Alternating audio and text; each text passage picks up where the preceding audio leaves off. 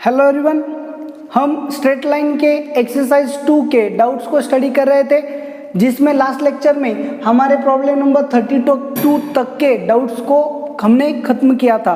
तो आज के लेक्चर में 34 से 40 तक के सभी डाउट्स को एंड करेंगे और ये एक्सरसाइज 2 जो है हमारी, ये यहाँ पे एंड हो जाएगी। तो चलो देखो, प्रॉब्लम्स को हम वन बाय वन करके स्टडी करेंगे। प्रॉब्लम नंबर 34 क्या है? 34 given 3 points P Q R with P 5 3। आपको 3 पॉइंट्स दिए हैं P Q R, जिसमें से P के कोऑर्डिनेट्स क्या है? 5 3, ऐसे आपको दिया गया है। आगे देखो, and R lies on the x axis, और आपका जो R है ये कहाँ पे है? एक्स एक्सिस पे है।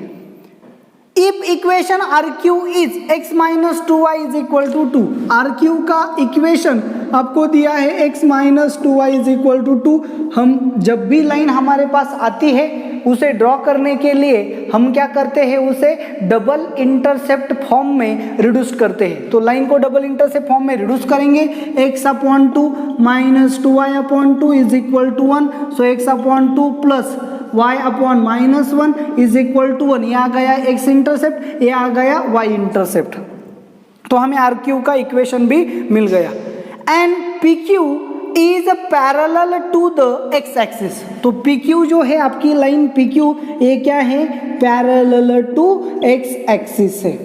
क्वेश्चंस को अच्छे से समझो, डाटा को केयरफुली रीड करो, आपके माइंड में उसे सेट करो। क्या मिलेगा? चलो देखो, then the centroid of triangle PQR lies on the line. तो आपको सेंट्रॉइड फाइंड करना है ट्राइंगल PQR का।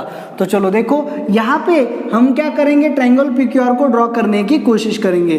1 2 3 4 5 6। ओके, 1 2 3 4 5 6। ओके, तो चलो देखो, पॉइंट P कहाँ पे? 5 3। 1 2 3 4 5 1 2 3।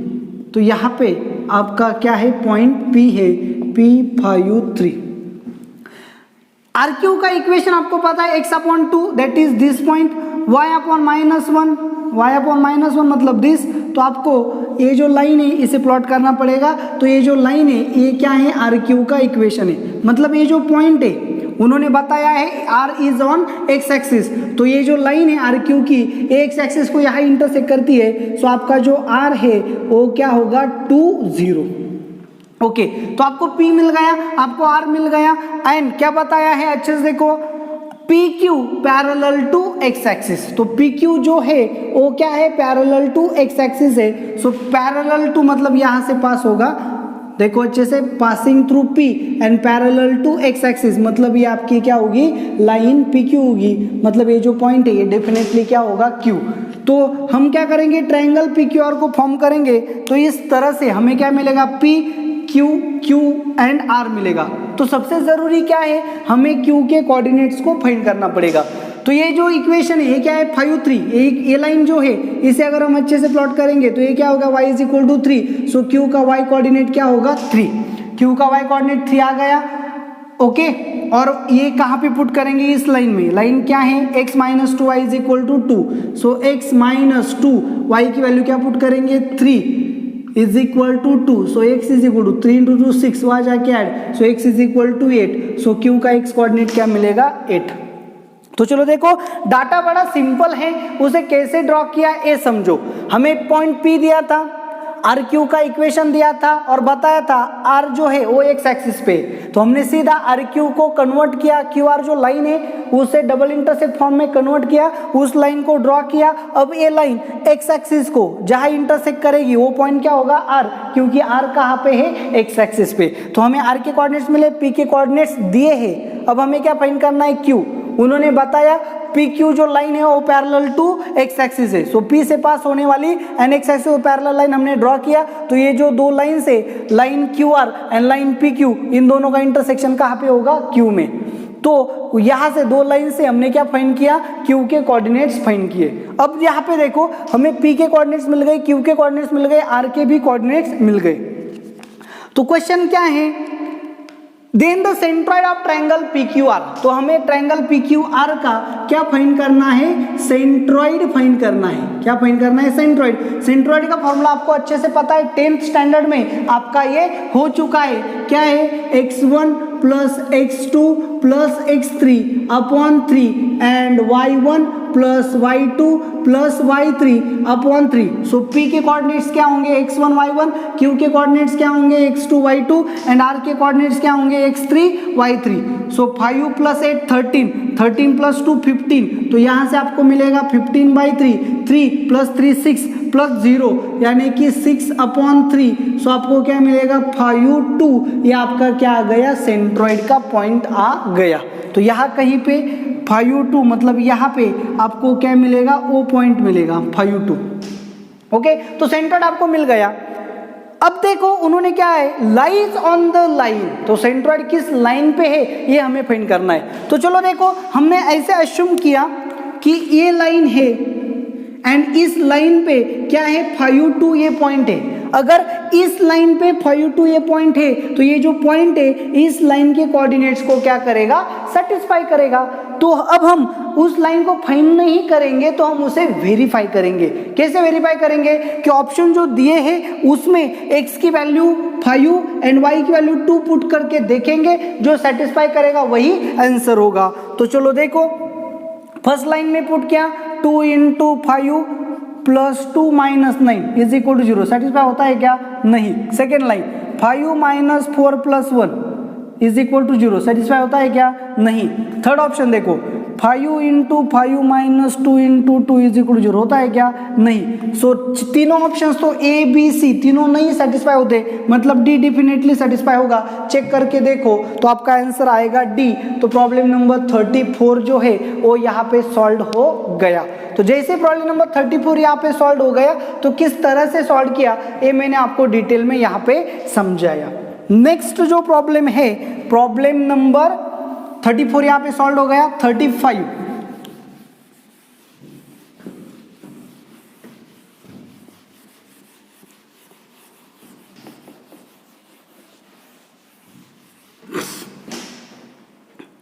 चलो देखो प्रॉब्लम नंबर 35। प्रॉब्लम्स देखो सिंपल है, लेकिन कैसे टैकल करना है ये आपको यहाँ पे सीखना पड़ेगा।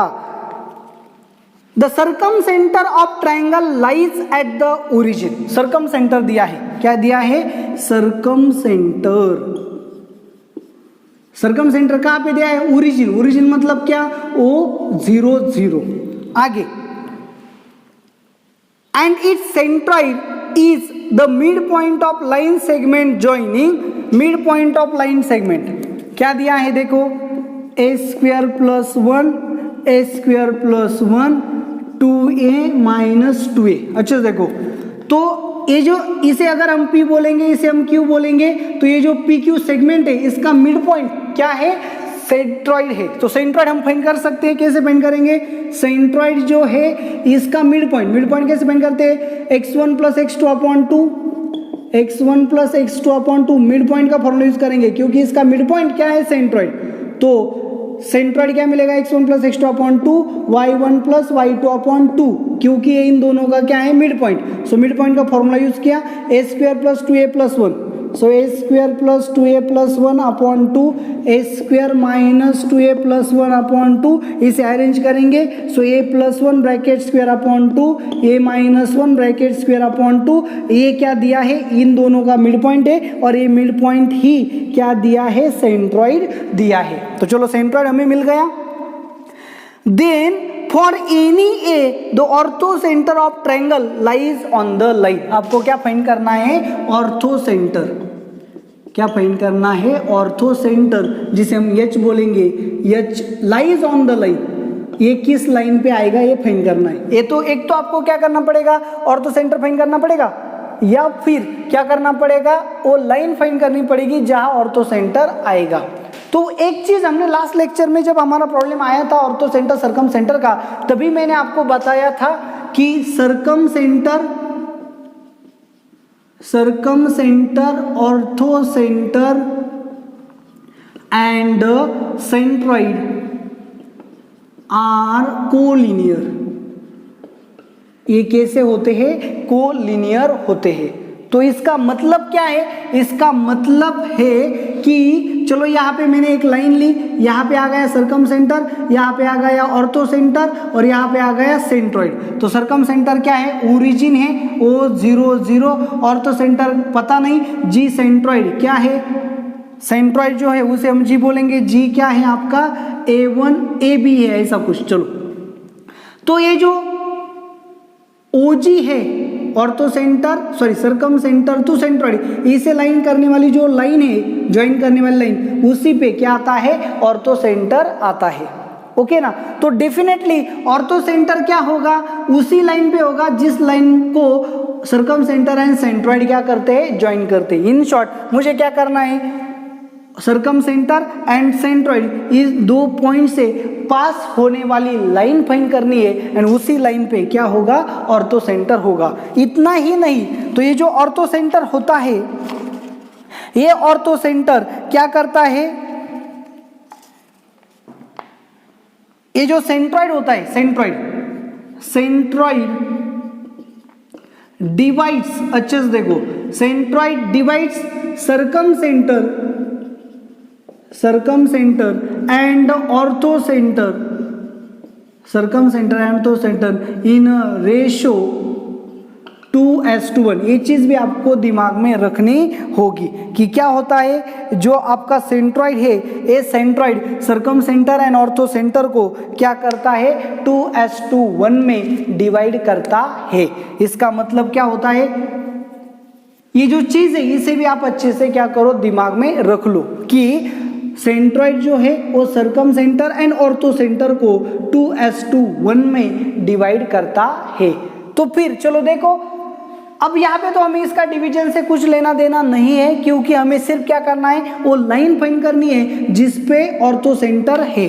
क्या है, जिसपे ऑर्थो सेंटर है। अब ऑर्थो सेंटर जिसपे है वो क्या होती है, सेंट्रॉइड एंड सर्कम सेंटर को ज्वाइन करने वाली लाइन होती है। तो हम क्या करेंगे, सर्कम सेंटर हमारे पास है, सेंट्रॉइड हमारे पास है, इन दो पॉइंट से पास होने वाले लाइन पे ही क्या होगा, ऑर्थो सेंटर होगा। तो चलो देखो, हम 2 पॉइंट फॉर्म यूज करेंगे, y minus y1 that is 0 upon y2 minus y1, a minus 1 bracket square upon 2 minus 0 is equal x minus x1 upon x2 a plus 1 bracket square upon 2 minus 0। Cross multiply करेंगे, so a plus 1 bracket square upon 2 into y is equal to a minus 1 bracket square upon 2 into x, 2 cancel होगा, therefore a minus 1 bracket square x minus a plus 1 bracket square y is equal to 0। ये क्या आ गई, आपकी line आ गई, किसे, ortho centre and centroid को join circum centre and centroid को join करने वाली लाइन आ गई, और इसी लाइन पे क्या होता है, ऑर्थो सेंटर। तो डेफिनेटली ऑर्थो सेंटर इस लाइन पे लाई करेगा। इसका मतलब आपका जो 35 है उसका आंसर यहाँ पे आ गया, ऑप्शन नंबर डी। तो फिर प्रॉब्लम नंबर 35 जो है वो भी बड़ी आसानी से यहाँ पे सॉल्व हो गया। अच्छे से याद रख लो, circumcentre, orthocentre and centroid तीनों क्या होते हैं, एक ही लाइन पे लाई होते हैं। ओके 36, चलो देखो क्या है 36, अच्छे से देखो, the point 41 undergoes the following 3 transformation successively. Point क्या दिया है आपको, 41। ओके, तो इसे अगर हम प्लॉट करेंगे, चलो देखो 1 2 3 4 1 2 3 4, आपको पॉइंट क्या दिया है, 4 1 1 2 3 4 1। तो ये आपका क्या है, पॉइंट है, यहाँ पे आपका पॉइंट आ गया 4 1। Undergoes the following 3 successively transformation, reflection about the line y is equal to x। तो ये आपकी लाइन है, ये लाइन क्या है, y is equal to x। इसके अक्रॉस हमें क्या फाइंड करना है, रिफ्लेक्शन। तो हम यहाँ से परपेंडिकुलर ड्रॉ करेंगे, जितना इसका डिस्टेंस है उतना ही डिस्टेंस यहाँ पे ले जाएंगे। लाइन कौन सी है आपको अच्छे से पता है, लाइन कौन सी है, y is equal to x, मतलब x कोऑर्डिनेट अब y होगा, y कोऑर्डिनेट अब x होगा। सो 4 1 है, तो ये पॉइंट आपको क्या मिलेगा, 1 4 मिलेगा।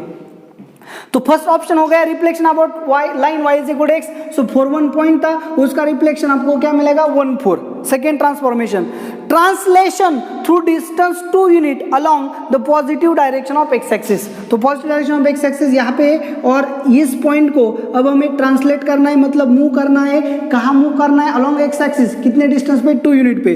तो यहाँ से गया 1 यूनिट, यहाँ से गया 2 यूनिट, तो यहाँ पे हमें पॉइंट मिलेगा एक्स एक्सिस मूव हुआ है, वाई एक्सिस मूव नहीं हुआ है। सो यहाँ पे हमें मिलेगा 1 + 2 यानी कि 3 4। ये आपका आ गया सेकेंड ऑपरेशन कि रिफ्लेक्शन होने के बाद इस पॉइंट को 2 यूनिट डिस्टेंस पे मूव करना है अलोंग एक्स एक्सिस। तो हॉरिजॉन्टल मूव करना है। ये आ गया 1 यूनिट, ये आ गया 2 यूनिट। सो 1 + 2 हो गया 3 4 ऐसे रहेगा। सो ट्रांसलेशन के बाद 1 4 का ट्रांसलेशन होगा तो हमें क्या मिलेगा? 3 4 मिलेगा। थर्ड देखो, rotation through an angle π/4 about the origin in counterclockwise direction. Counterclockwise मतलब एंटी क्लॉकवाइज डायरेक्शन। तो अब इस पॉइंट को हमें क्या करना है? मूव करना है बाय π/4। सो π/4, तो चलो देखो कुछ इस तरह से हम इसे मूव करेंगे। तो कितना डिग्री मूव करना है? π/4 जितना मूव करना है। सो यहाँ से π/4 जितना मूव किया तो यहाँ पे आएगा, तो ये हमें न्यू पॉइंट मिलेगा P'। ओके, तो ये पॉइंट था 4 1। रिफ्लेक्शन लेने के बाद हो गया 1 4, ट्रांसलेशन लेने के बाद हो गया 3 4 एंड 3 4, फिर रोटेशन के बाद क्या हो गया? P' हो गया। तो अब हमें क्या करना है? P' के कोऑर्डिनेट्स को फाइंड करना है। एंड ये जो एंगल है, यहाँ से अगर हम ज्वाइन करेंगे यहाँ से ऐसा, तो ये जो एंगल है, ये एंगल क्या होगा? π/4। क्वेश्चंस को अच्छे से देखो। तो अब हमें क्या करना है? यहाँ से देखो, तो इस लाइन की हमें कोई ज़रूरत नहीं है, इस पॉइंट की ज़रूरत नहीं है, इसकी भी ज़रूरत नहीं है। तो हम इन सबको भी इरेज करेंगे क्योंकि हमें सिर्फ क्या करना है? 3 4 ये जो पॉइंट है इसका क्या करना है? रोटेट करना है π/4 एंगल जितना। तो न्यू कोऑर्डिनेट्स हमें यानी कि P' के कोऑर्डिनेट्स हमें क्या करने हैं? फाइंड करने हैं। तो अब क्या करेंगे? चलो देखो, यहाँ से हम यहाँ पे परपेंडिकुलर ड्रॉ करेंगे। तो एक्स कोऑर्डिनेट क्या? 3। तो यहाँ से ये जो डिस्टेंस है ये कितना होगा? 3। और यहाँ से ये जो डिस्टेंस है ये कितना होगा? 5। अच्छे से देखो, और ये जो एंगल है, ये एंगल कितना है हमें नहीं पता, तो हम इसे क्या बोलेंगे? थीटा बोलेंगे। क्या बोलेंगे? थीटा। तो अब ये जो पॉइंट है, इस पॉइंट के लिए ये पूरा एंगल कितना होगा? ये थीटा, ये π/4। सो ये जो यहाँ से पूरा एंगल जो है वो क्या हो गया? π/4 प्लस थीटा। तो ये जो पॉइंट है इसे हम सिर्फ क्या किया है? ऐसा रोटेट किया है। सो ये जो डिस्टेंस है एंड ये डिस्टेंस है, ये डिस्टेंस दोनों क्या रहेंगे? सेम। क्या रहेंगे? दोनों सेम। आप यहाँ पे देखो अच्छे से कॉन्सेप्ट क्या है ताकि आपके समझ में अच्छे से आ जाए। रैंडमली लेते हैं, अच्छे से देखो। यहाँ पे आपका पॉइंट है 3 4, इसका मतलब ये जो पॉइंट है ये है 3 4। अब इसे हमें क्या करना है? रोटेट करना है। क्या करना है? रोटेट। कितना रोटेट करना है? Anti clockwise. अगर ऐसे गए तो ये क्या है? Clockwise direction. ऐसे गए तो ये क्या है? Anti clockwise direction. तो हमें ऐसे रोटेट करना है। कितनी डिग्री से? π/4 डिग्री से। तो सिर्फ रोटेट करना है, मतलब वो यहाँ पे था अब यहाँ पे जाएगा, तो ये आपका आ गया P'। अच्छे से देखो, और अगर हम यहाँ पे P' को ज्वाइन करेंगे तो इन दोनों के बीच का एंगल कितना होगा? π/4। ये जो एंगल है इसे हम क्या लेंगे? थीटा। सो ये टोटल एंगल कितना हो गया? π/4 प्लस थीटा। अच्छे से देखो, तो अगर यहाँ से हम परपेंडिकुलर डालेंगे तो ये जो डिस्टेंस है ये कितना होगा? 3, और यहाँ से जो परपेंडिकुलर डालेंगे डिस्टेंस कितना होगा? 4। तो हम क्या कर सकते हैं? यहाँ से साइन थीटा फाइंड कर सकते हैं। Sine theta is equal to क्या है? Opposite side upon hypotenuse. ये कितना है? 3, उसका स्क्वायर कितना होगा? 9, इसका स्क्वायर 16, 16 प्लस 9 25। तो ये जो हाइपोटेनस है ये कितना आएगा? 5। सो साइन थीटा क्या आएगा? 4/5 एंड कॉस थीटा क्या आएगा? एडजेसेंट साइड अपॉन हाइपोटेनस यानी कि 3/5। तो इस तरह से हमें sine theta and cos theta मिल गया। अब हमें क्या करना है? P' के x coordinate and y coordinate को फाइंड करना है। तो P' से हम क्या करेंगे? यहाँ पे परपेंडिकुलर ड्रॉ करेंगे। तो ये जो डिस्टेंस है ये आपका x कोऑर्डिनेट होगा एंड यहाँ से ये जो डिस्टेंस है ये आपका y कोऑर्डिनेट होगा। ये डिस्टेंस 5 था, ये डिस्टेंस भी क्या रहेगा? 5, क्योंकि हमने सिर्फ क्या किया है? रोटेट। अब देखो, तो ये आ गया आपका O, ये आ गया M' OM P', ऐसा आपका क्या है? पॉइंट है। सो OM P' में ये जो एंगल है, ये एंगल कितना है? π/4 प्लस थीटा। तो यहाँ से अच्छे से देखो, हमें क्या फाइंड करना है? x फाइंड करना है। सो साइन, ये जो पूरा एंगल है साइन ऑफ π/4 प्लस थीटा, देखो ये जो पूरा एंगल है कितना है π/4 plus theta. So sine π/4 plus theta मतलब इसका साइन लेना है। साइन क्या होता है opposite side upon hypotenuse. Opposite side क्या है y, so y upon hypotenuse क्या है 5, therefore y is equal to 5 sine of π/4 plus theta. Similarly इस एंगल का हमने कॉस लिया, so cos of π/4 plus theta क्या आएगा एडजेसेंट साइड क्या है x अपॉन हाइपोटेनस। हाइपोटेनस क्या है 5, therefore x is equal to π/4 plus theta, sorry x is equal to 5 cos of π/4 plus theta. तो यहाँ से हमें क्या मिला x कोऑर्डिनेट मिला, यहाँ से हमें क्या मिला y coordinate. x coordinate and y coordinate यहाँ पे आ गए। अच्छे से देखो, तो अब हमें क्या करना पड़ेगा, यहाँ से y की वैल्यू यानी कि इसका y कोऑर्डिनेट फाइंड करना पड़ेगा, यहाँ से x की वैल्यू यानी कि इसका x कोऑर्डिनेट फाइंड करना पड़ेगा। लेकिन हमारे पास ट्रिग्नोमेट्री तो अभी तक नहीं हुई है, तो ये फॉर्मुलेशन हमें पता होने चाहिए। लास्ट लेक्चर में मैंने आपको बताया था sine of a plus b is equal to sine a cos b plus cos a sine b, ये फॉर्मूला है।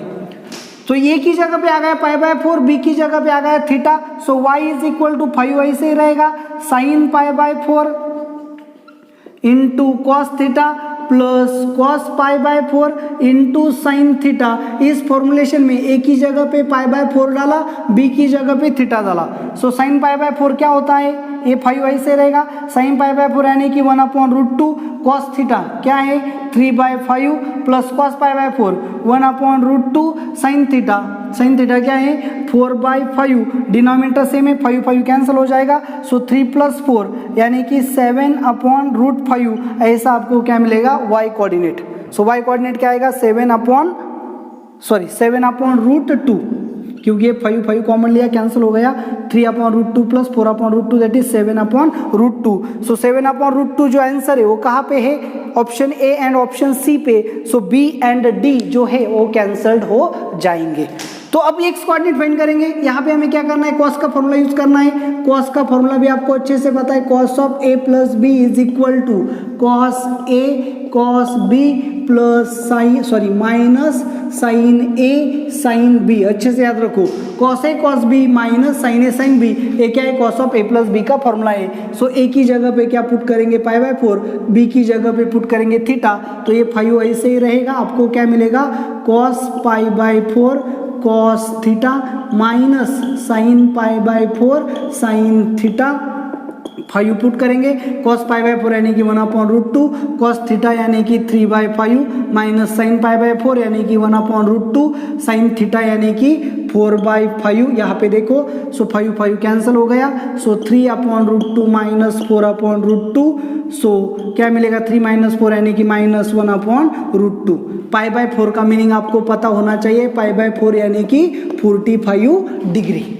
क्या है π/4 यानी कि 45 डिग्री। सो साइन 45 डिग्री आपको पता है, कॉस 45 डिग्री आपको पता है, यहाँ पे पुट किया यहाँ पे भी पुट किया, तो आपको x कोऑर्डिनेट क्या मिला -1/√2 यानी कि सी ऑप्शन आपका आएगा -1/√2 एंड 7/√2। तो इस तरह से प्रॉब्लम नंबर 36 यहाँ पे सॉल्व हो गया। क्वेश्चन क्रिटिकल है इसलिए अच्छे से देखो, क्योंकि ऑपरेशंस क्या करने थे आपको 1 4 1 ऐसा पॉइंट दिया था, उसका रिफ्लेक्शन लिया across y is equal to x, उसके बाद उसका ट्रांसलेशन लिया, उसके बाद उसका रोटेशन लिया। सो रोटेशन की कॉन्सेप्ट मैंने आपको यहाँ पे समझाई। ट्रिग्नोमेट्रिक फॉर्मुलेशंस यहाँ पे आएंगे, जो जरूरी है वो फॉर्मुलेशन मैंने आपको यहाँ पे दिए। आपका नेक्स्ट चैप्टर जो है वो ट्रिग्नोमेट्री ही है, तो ये सभी फॉर्मुलेशन आपके वहाँ पे हो जाएंगे। टेंशन लेने वाली कोई बात नहीं है, बिल्कुल सिंपल है, लेकिन आपको अभी तक पता नहीं है इसलिए थोड़ा हेक्टिक जरूर होगा। लेकिन जैसे ही हमारा ट्रिग्नोमेट्री हो जाएगा तो ये सभी आर्टिकल्स आपके बिल्कुल क्लियर हो जाएंगे और आपके पूरे तरह से क्या हो जाएंगे रिमेंबर भी हो जाएंगे। तो उसका टेंशन बिल्कुल भी नहीं लेना है, सिर्फ अब तक के लिए इस फॉर्मुलेशंस को याद कर लो। तो नेक्स्ट प्रॉब्लम जो है प्रॉब्लम नंबर 38। चलो देखो क्या है प्रॉब्लम नंबर 38।